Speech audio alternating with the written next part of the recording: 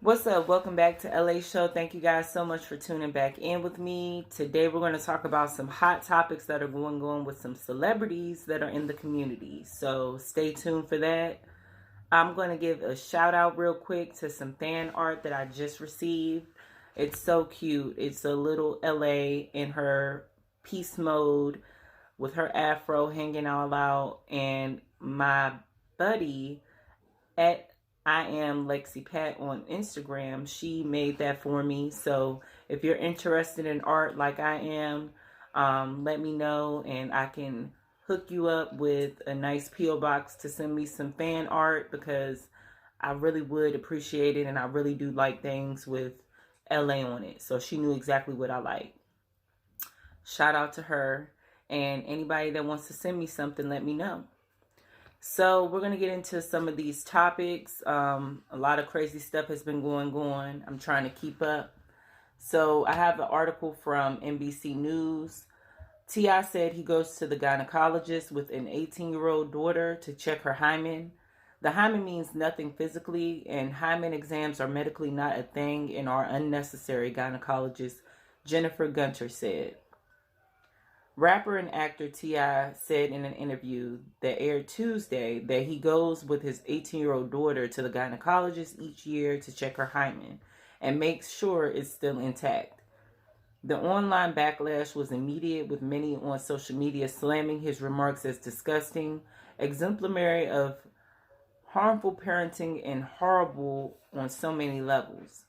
T.I., whose real name is Clifford Harris Jr., made the remarks on the podcast Ladies Like Us, hosted by model Nazim Mandy and makeup artist Nadia Moham. When the host asked the rapper if he has had the sex talk with his daughters, T.I. responded yes, referring specifically to his daughter Deyjah Harris, who has recently started her first year in college. Not only have we had the conversation, we have yearly trips to the gynecologist to check her hymen. The host laughed and one said, "Somebody check on Deyjah. She's a prisoner in her home." "Yes, I go with her," T.I. said. After Deyjah's 16th birthday, he said he put a sticky note on her door that read, "Gyno, tomorrow, 9:30. He then recounted a gynecologist visit. "So we'll go and sit down, and the doctor will come and talk, and the doctor's maintaining a high level of professionalism," T.I. said. He's like, "Well, sir, I have to in order to share information." I'm like, "Deyjah, they want you to sign this so we can share information. Is there anything you would want me to know?" "Oh, okay. See, doc, ain't no problem." He also said that the gynecologist informed him that the hymen can be broken by means other than sexual intercourse, such as a bike ride, athletics, horseback riding, and other athletic physical activity. T.I. said he told the gynecologist, "Look, doc, she don't ride no horses, she don't ride no bikes, she don't play no sports. Just check the hymen, please, and give me my results expeditiously." He then told the podcast host, I will say as of her 18th birthday,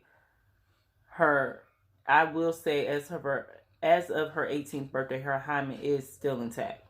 The hymen is a small lining of tissue partially covering the vaginal opening that is traditionally thought to break during the first act of vaginal intercourse.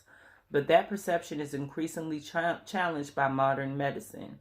Jennifer Gunter, a gynecologist and New York Times contributor, disputed T.I.'s remarks in a series of tweets Wednesday.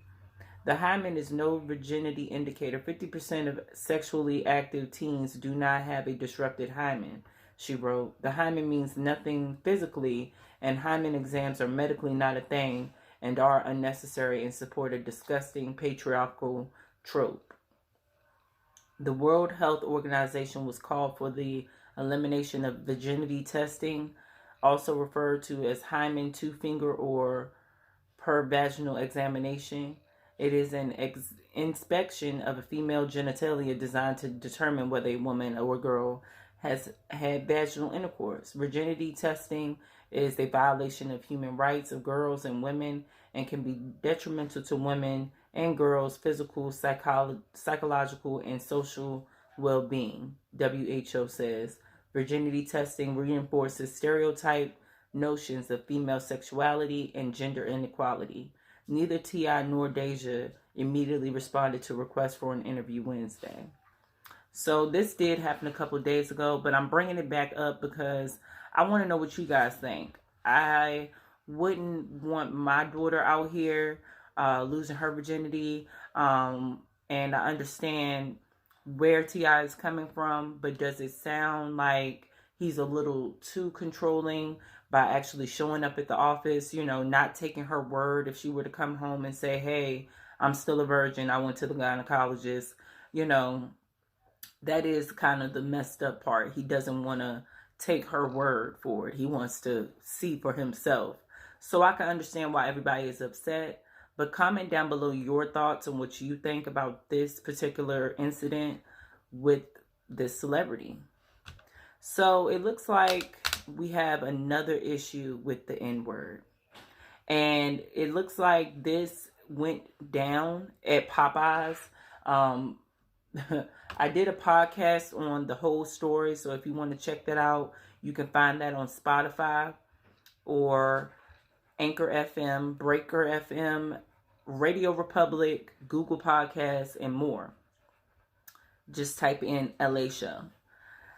A Popeyes worker named Rochelle Hughes picked up and slammed a 55-year-old woman named Deborah Staggs because she came back into the restaurant asking for a refund from something that she bought the day prior. And it was pretty ridiculous. They were going back and forth at the counter. And then when they said, the article said that she left out the first time and came back into the store and proceeded to continue to agitate the situation. Well, when she came back in the second time, Mr. Hughes decided to take it upon himself to pick her up and slam her. And she also was accused of calling him an N-word, and he was also accused of calling her the C-word. But currently he is under arrest for aggravated assault because apparently he broke a bunch of bones in this woman's body and really messed her up over the N-word. Now, I am going to say this like I said it before. I've never had that luxury of having somebody call me the N-word. Do I think that I would be able to handle myself? I hope and pray I would. But if somebody's coming up on me or trying to attack me, definitely defend yourself. But as far as us being the main aggressor, they already think that about us. So what we need to do is change the narrative. Maybe pick up a cell phone and shove it in their face so that we can have video proof of these people. They can lose their jobs. They can get put in jail. Anything other than this.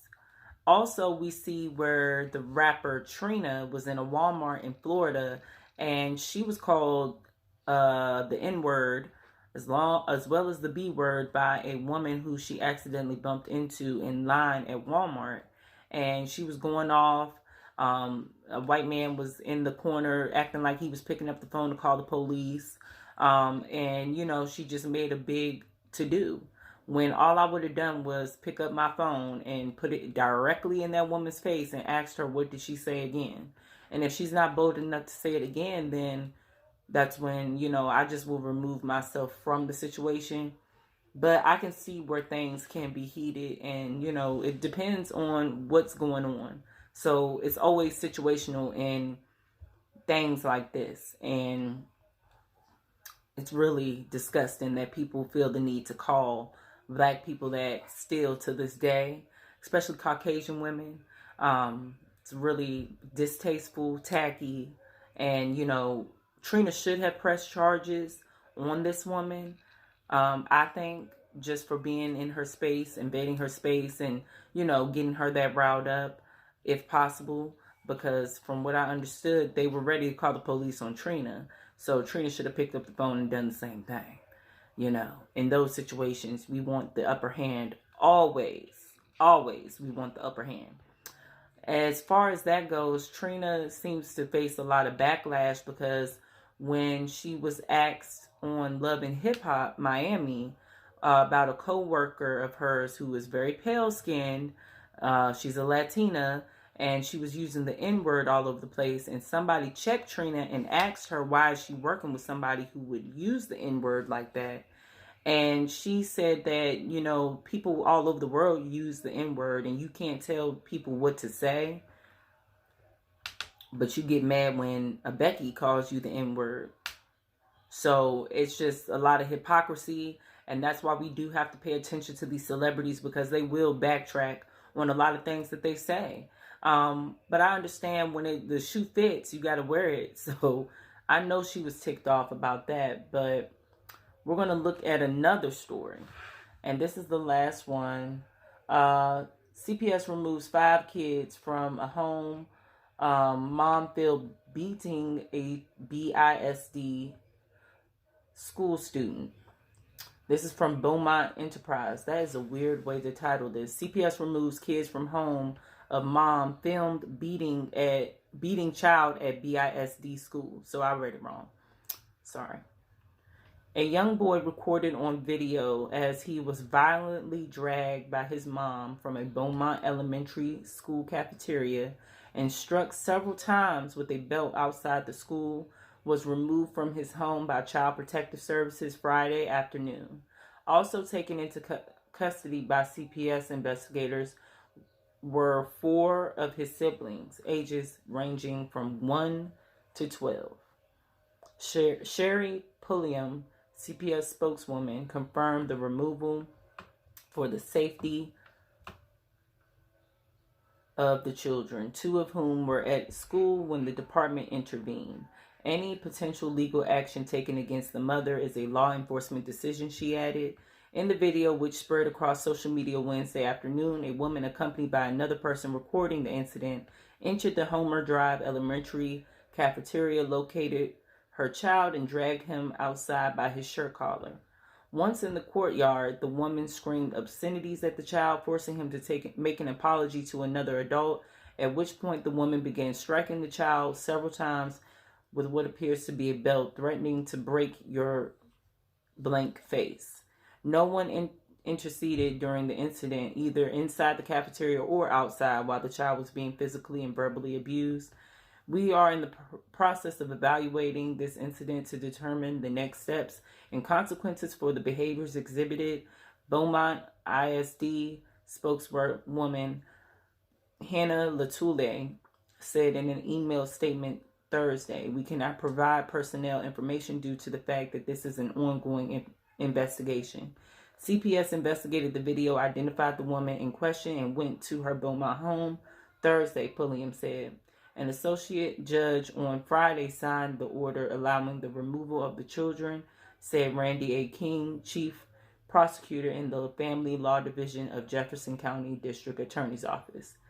King said a hearing in one of the 2 family law courts will take place either November 19th or November 21st for further disposition. So this was a doozy. This one had a lot of people talking on the internet about parenting and beating, and a lot of people were upset about how she handled the situation. I could see her pulling the boy out and maybe talking to him. Not all that in your face type of stuff, but at least pulling him out and making him have some sort of fear and respect enough to apologize to the teacher. However, I can't agree with this. I can't get jiggy with this. You spare the rod, you spoil the child. That's true indeed. But when you doing that out in public, people are going to call the police. This ain't back in the day no more.